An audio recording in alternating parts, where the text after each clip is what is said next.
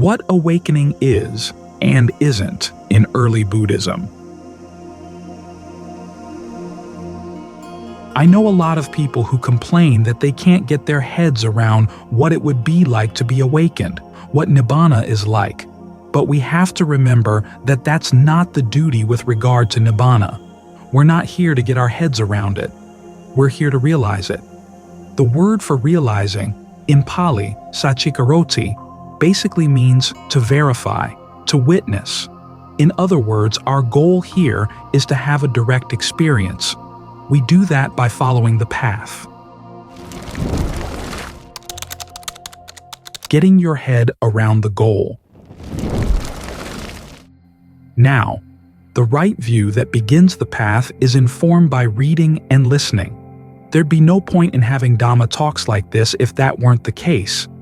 Then there's the discernment that comes from thinking things through, and then the discernment that comes from developing. A lot of times, our problem is we want to think things through beforehand in the hope that the more we analyze the issue, the more we read and think about things, then the more we'll have a good idea of what it's like to be awakened. Sometimes we even hope that that anticipation will lighten our burden and take us there. We want it to be our shortcut. Of course, it does help to have a clear grasp of what the Buddha actually taught. But there's only so much that listening and thinking can do for you, and there are no shortcuts on the path. Right view has to be made truly right by developing the qualities of the path. The temptation when you anticipate is to think, well, maybe I could clone awakening. There are even people who describe the practice as the practice of being awakened.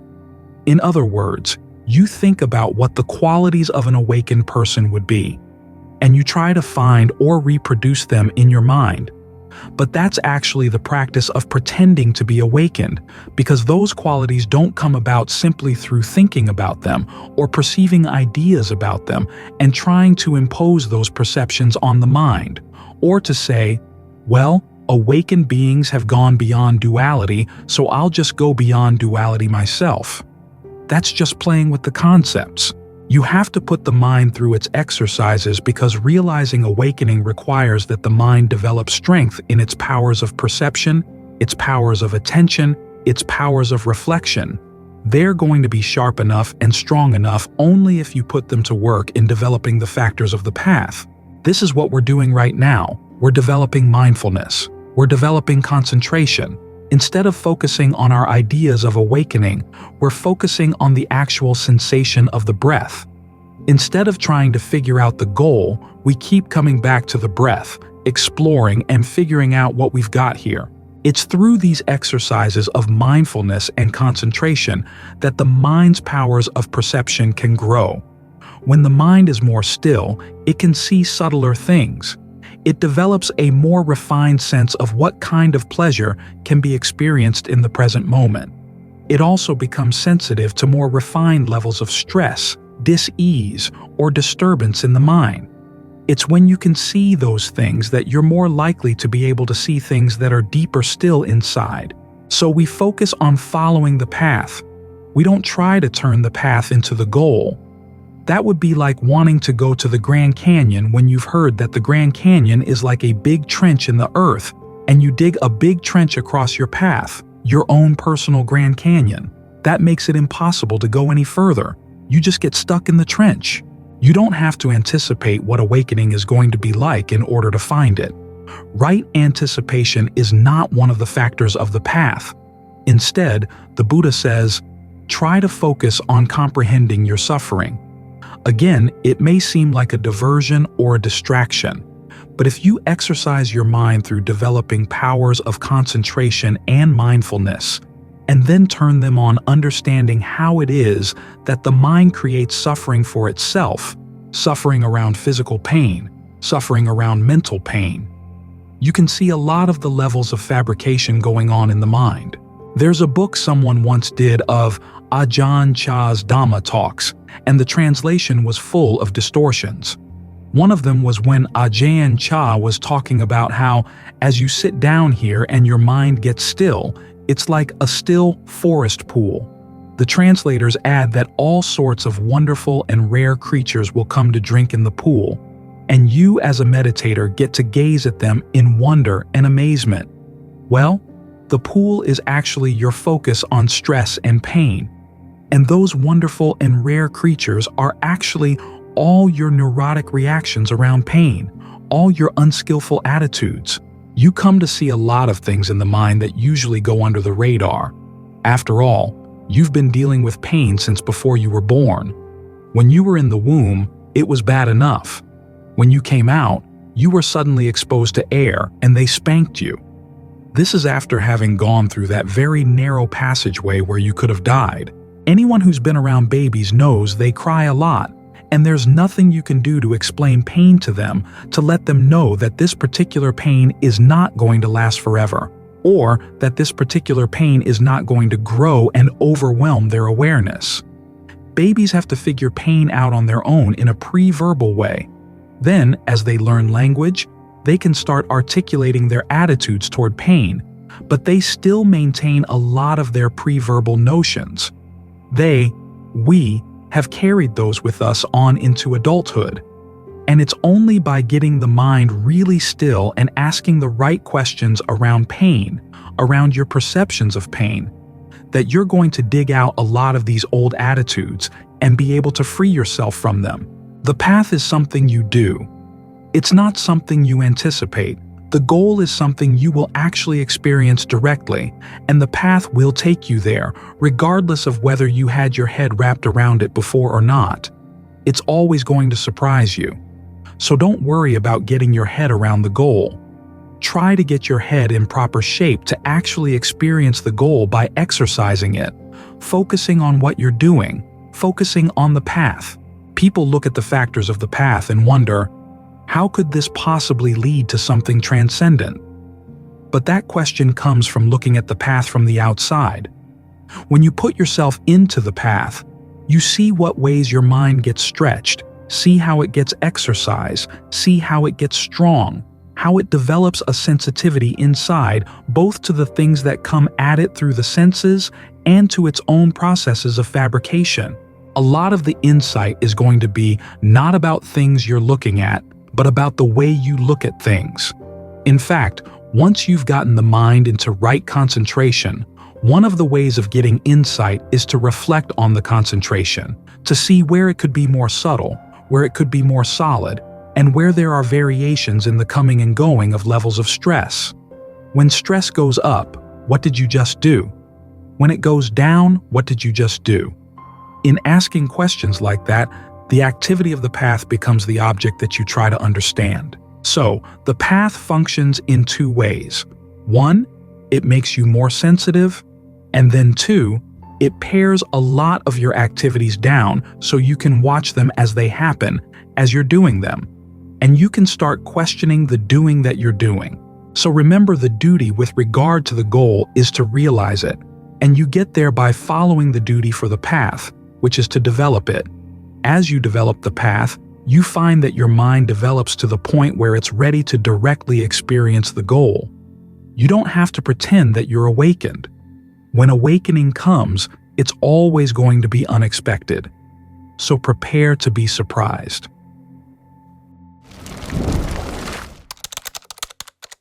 You can't clone awakening. It may seem incongruous or ironic that here we are, hoping for total release from suffering, stress, the freedom of Nirvana, and on the way there, we're hoping for states of infinite space, infinite consciousness, bliss, rapture. And yet what are we doing? We're focusing on our breath. We're sitting here in a posture that may or may not be comfortable and sitting still for long periods of time. There are bound to be parts of the body that grow numb, feel painful. You might wonder, what does this have to do with Nirvana? A part of the mind would like to skip over all of this, but you can't.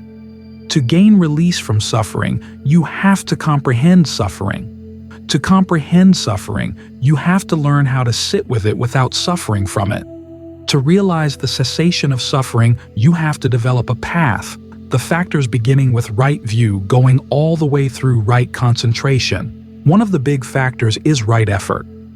As the Buddha says, Three of the factors of the path circle around all the others: right view, right effort, and right mindfulness. Right view starts out with belief in the principle of action, that actions really do give results, that there is a value to generosity, there is a value to gratitude. If actions didn't give results, generosity and gratitude would be meaningless. Or if our actions were totally under the influence of some outside power, totally determined by what's happened in the past, there'd be no virtue to generosity. And so, why would you be grateful for anything? Just that's the way the universe was made. The people who helped you didn't have any choice. Or when you're helping them, you don't have any choice. It'd all be meaningless. But we do have choice.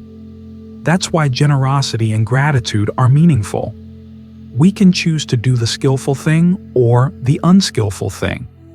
If we've been doing unskillful things, we can choose to change our habits.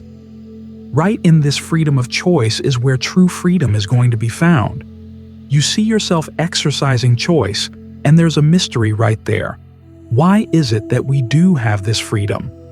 Often we practice in a way that seems to deny that freedom. We just go through our old habits without much thought, without much attention to what we're doing, as if everything were on automatic pilot. But the Buddha is asking us to stop and take stock of the fact that we can choose. And the more you pay attention to this process of choice in the present moment, the more you realize that you have a wide range of choices as to what you could be doing at any particular time. Even just sitting here, you could focus on the breath, you could focus on different meditation objects, or you could sit here focusing on how angry you are at somebody for something that happened 30 years ago, or who knows what else. Lots of things you could focus on. But you have that choice, and you find that once you've made the choice, say to stick with the breath, other choices will come along, threatening to destroy it. So you have the choice here again to decide, are you going to run with those other ideas, those other intentions? Or are you going to choose to stay here with the breath? Especially in the beginning of the practice, it's very easy to go off with your old habits, your old friends, because that's what you've been doing for so long, and you're so oblivious to where the choice is being made that you're hardly even aware that it happened. Sitting here with the breath, all of a sudden, you find yourself off on an island in the Atlantic someplace, or sorting through the mind's old movies. And you wonder how you got there. Well, the mind does have this tendency to cover things up, especially when you've made up your mind to do one thing and then another part of the mind, which is not so happy with that, wants to do something else. It has its way of throwing a burlap sack over your head so you don't see what's happening. But if you're really determined to stay here with the breath, the mind will come right back. Then if you find yourself slipping off again, if you're really determined to stay with the breath and are really clear in the fact that there is a choice being made someplace here, you'll find that you're getting quicker and quicker at coming back. It helps, though, to have a few strategies up your sleeve, particularly the strategy of making the breath as comfortable as possible so that it's more attractive to come back to. It feels better. You can actually reward yourself for coming back. Each time you've wandered off, you catch yourself, come back to the breath, give yourself one really good, gratifying, satisfying breath to remind yourself of why you want to be here. And of course, once you've given yourself one really satisfying breath, why stop with one? Try 2, 3, 4, keep on going. Then, if that particular rhythm of breath gets tiresome or uninteresting, try something else. Learn to play with the breath. That's another area where you begin to see that you have choices. It's in exercising this power of choice and then trying to do it more and more skillfully that you get closer and closer to the ultimate freedom that lies right next to the act of intention. This is why we have to muck around in the breath, muck around in sitting with the body here, and all these other things that seem so unrelated to total freedom, Nibbana, all the glorious pictures we have in our mind about what awakening might be like. Remember, those pictures are fabricated out of ignorance. And no matter how much you read the texts or how careful you are about finding passages where the Buddha describes a little bit of what it's like to be awakened, you can't clone awakening. Because all you're doing is just indulging in your imagination, indulging in perceptions and fabrications. There is this tendency. We read one of these passages, say, about the awakened one who experiences just the sight, just the sound, without assuming any person seeing the sight or anything behind the sight, any object to be seen. We think, well, if I just get myself so fully in the present moment where there's no division between subject and object, that should do it. A taste of awakening. But it's not. Even if you actually can achieve a oneness of consciousness, the Buddha noted that there's still stress there because it's something that has to be maintained. It's not the case that we're suffering because we have a sense of separateness between subject and object. And we can end that suffering by bringing them back together again, glomming them together. Once they're glommed, they don't stay glommed. There's the stress of having to keep them glommed. And there's also the question, could you function continually that way? So this tendency we have of trying to clone awakening, trying to imagine ourselves in a totally awakened state, what someone once called the practice of being awakened. That's just one more form of fabrication based on ignorance. And if you've ever read anything about dependent co-arising, you know that ignorance leading to fabrications leads on to more stress and suffering. Freedom isn't found that way. It's found in this very unlikely spot, the point in the present moment where you're making choices and are trying to do it more and more skillfully. This means, at the very beginning, that if you find the mind is thinking unskillful thoughts imbued with sensuality, ill will, or harmfulness, you try to replace them, and you realize that you can. Sometimes it's harder than other times, but still it's something that can be done. If you recognize that a thought has come from an unskillful intention, you hold it in check and try to replace it with something that comes from a more skillful intention until the skillful intention becomes more and more habitual. From there, the mind is in a better position to start getting into good states of concentration. This is how the path factor of right resolve moves from what's called a mundane level to a more transcendent level. You're still thinking. You're thinking about the breath now and evaluating the breath to see what kind of breathing feels really good, what kind of breathing feels full, what kind of breath energy in the body feels refreshed, and how can that refreshment be maintained to the point where it begins to get rapturous and full. You eventually find here that there is a sense of refreshment or rapture you've heard about, but it comes not from trying to clone it, but from looking at the choices you're actually making all the time. When the Buddha talks about the breath as bodily fabrication, it's because there's an element of intention in each breath. So even just looking at your breath, you can begin to see, where is the intention? How is it fed by the way you perceive the breath? What mental picture do you have of the breathing process? How does it affect the way you breathe? Start experimenting with these questions. See which perceptions feel most gratifying right now, or lead to a breath that feels most gratifying. You might think of the body as a large sponge, lots of little holes all over. All the pores of your skin are breathing orifices. Or if there's any one part of the body that seems to be deprived of breath, say right around the heart or the base of the throat, think of there being a large mouth right there, breathing in and breathing out, allowing the breath energy to stay full even as you breathe out. As you play with this, you begin to gain some understanding about perception and attention, the way you attend to things, and also about your intentions in breathing, your intentions in thinking. It's right there in that area that freedom is going to be found as you keep trying to promote the intention to do things as skillfully as possible, breathe as skillfully as possible, think as skillfully as possible, hold a perception in mind as skillfully as possible. The more skillful you are at these things, the wider the range of skillful choices that present themselves to you. and the more the possibility of freedom begins to open up.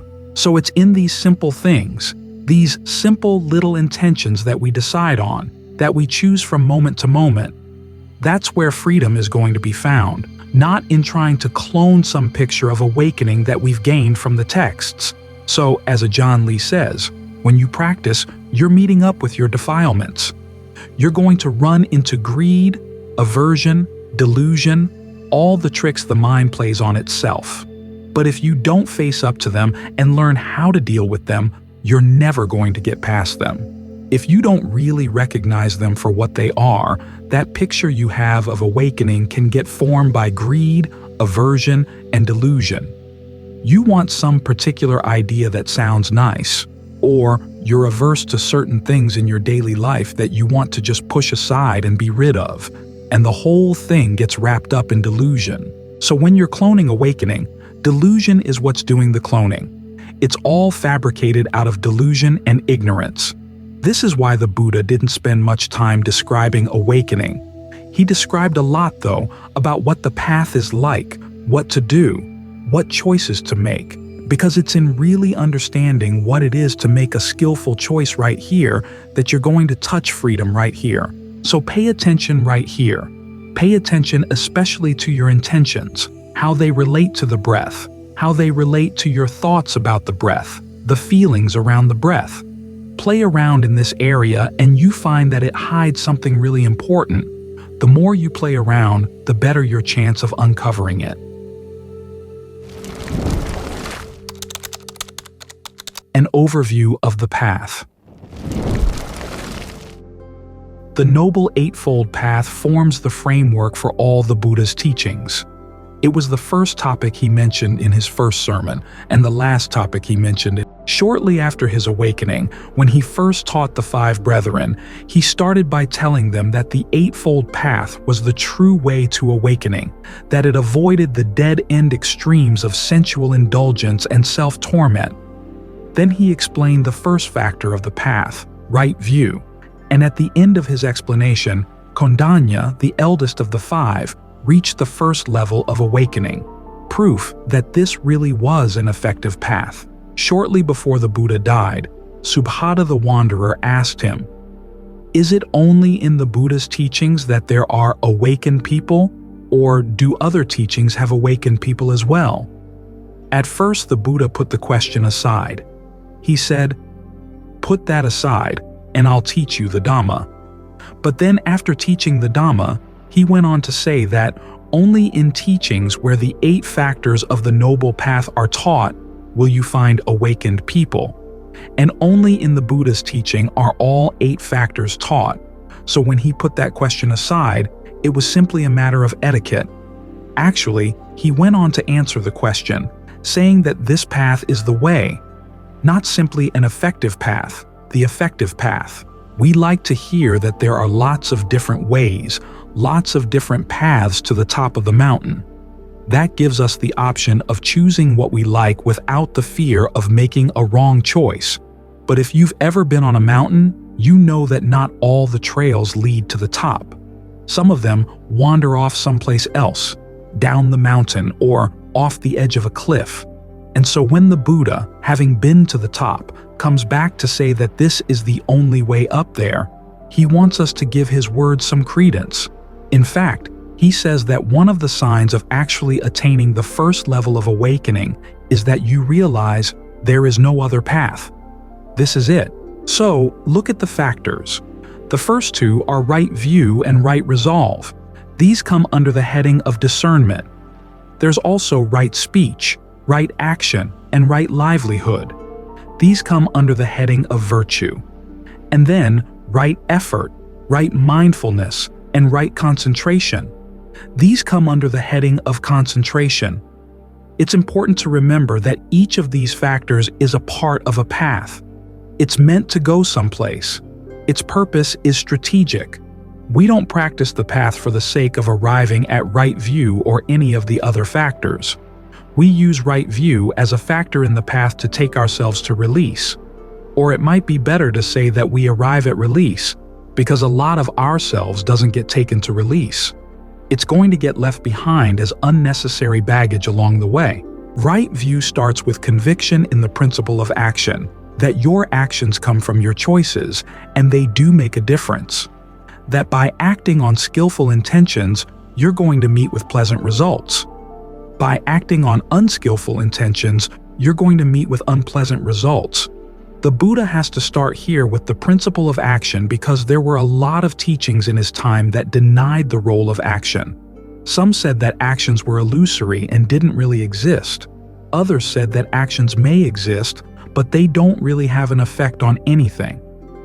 Another school of thought said that whatever you do is already predetermined, so you really have no choice. If you're looking for a path of practice that leads to the end of suffering, you can't adopt any of those views because they make the whole idea of a path meaningless. The whole idea that your efforts could bring about an end of suffering would become meaningless. So the Buddha never approved of the teaching that things were totally predetermined by the past. If you really want to put an effort into ending suffering, you've got to accept the principle that your efforts, your actions, really do have consequences. Some people like the idea of determinism. It lets them off the hook, as long as they're doing relatively well. But when they're suffering, if you give them the choice, would you like the choice not to suffer? They would probably say yes. At that point, they would like to have the power of choice. The important point is that the simple power of choice is not enough. You've got to develop skills to go along with it. That's what the next level of right view is about. Seeing things in terms of four noble truths: stress, its cause, its cessation, and the path to its cessation, and developing the skills appropriate to each. Stress is to be comprehended, its cause abandoned, its cessation realized, and the path to its cessation developed. This means that all the factors of the path are skills you need to develop to bring about the goal you've set for yourself. Next, after right view, comes right resolve. You realize that unskillful actions are going to cause trouble, so you resolve not to get tied up in thoughts of sensuality, ill will, or harmfulness, because you know these thoughts, if you foster them, are going to take you down the path to suffering. Then you look at your actual actions. This is where right speech, right action, and right livelihood come in. To what extent do your words, your deeds, and your livelihood actually cause harm to other people? To what extent do they cause harm to yourself? The Buddha has you use this reflection as a way of developing honesty. For him, the prime virtue is the virtue of truthfulness. If you can't admit to yourself that the things you say or do are causing harm, or the way you gain your livelihood is causing harm, there are going to be huge blind spots in your mind. So, these factors of the path force the quality of honesty on you. If you want to follow the path, if you want to reach the end of suffering, you have to look very honestly at how you're living your life and make changes in cases where you're causing trouble. All these factors working together make it easier to meditate. Notice that effort, mindfulness, and concentration all come under the last heading of the path, the heading of concentration. The Buddha never talked about mindfulness as one kind of practice and concentration as something else. Recently, I was reading an author who said that because mindfulness and concentration are two different factors in the path, they must be radically different. Otherwise, the Buddha wouldn't have divided them into two different factors. The problem is that the author made them so different as to be antithetical. Mindfulness was an open, accepting, non-reactive state of mind, whereas concentration was narrow and willful. It's hard to see how the two could go together.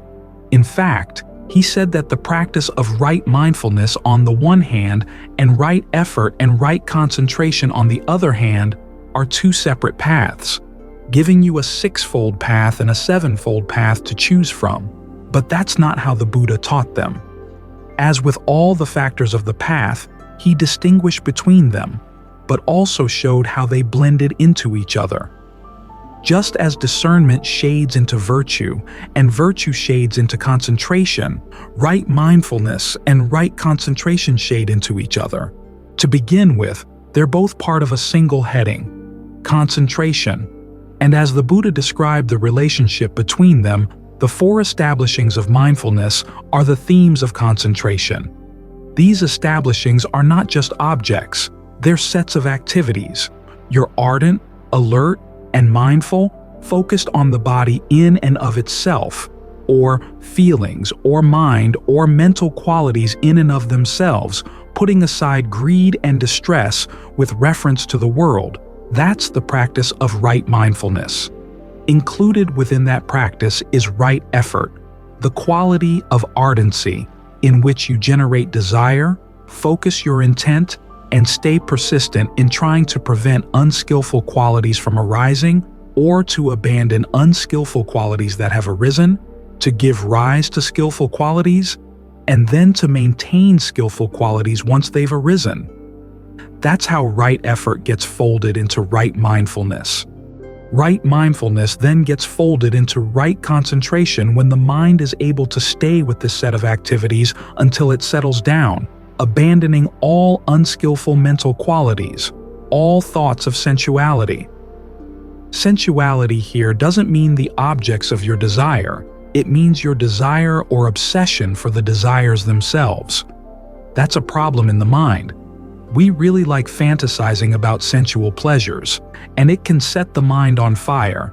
But if you're mindful enough to abandon that kind of obsession, the mind can calm down and settle into strong states of concentration where you really do stay focused just on the topic of your object of mindfulness, the activity of mindfulness. Say that you're focused on the breath, working with the breath in various ways to make it a good place to stay. You can really get absorbed in that.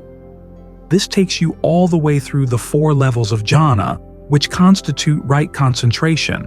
Those are the factors of the path, the main frame for what we're doing here. So when you look at your life and look at your mind, to what extent is it actually on the path, and to what extent are you allowing it to wander off into the brush? What qualities need to be developed? What qualities need to be abandoned? This is part of what the Buddha calls the customs of the noble ones, which are the values of the noble ones. That you learn how to delight in abandoning whatever you have to abandon, and to delight in developing whatever needs to be developed. The path involves a fair amount of abandoning. Right resolve involves abandoning unskillful thoughts. Right speech, right action, right livelihood, and right effort all involve abandoning unskillful activities, unskillful mind states. Right mindfulness involves abandoning greed and distress with reference to the world. The things you need to develop tend to be right view and right concentration, along with whatever skillful qualities you can manage, particularly the ones that help you to see where you're causing stress and suffering and help to stop causing them. All too often we're thinking about other things. We have other issues. And that right there is ignorance. Ignorance isn't just a matter of not knowing things. You know things, but you're looking at them in the wrong way, with the wrong priorities. And because your priorities are wrong, they make you do the wrong things. You've got to develop the Buddha's sense of priorities. The big problem in life is that you're causing suffering even though you don't want to. All too often you're causing suffering in areas that you would rather deny. That's why the quality of honesty and truthfulness is so important, so that you can look squarely at your actual actions and their actual results. That way you learn to be sensitive to whatever stress you're creating.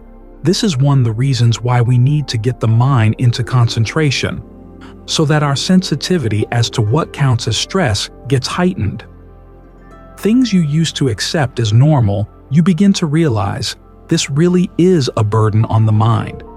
Sensing that burden, sensing that it's not necessary, that's how you begin to gain some freedom.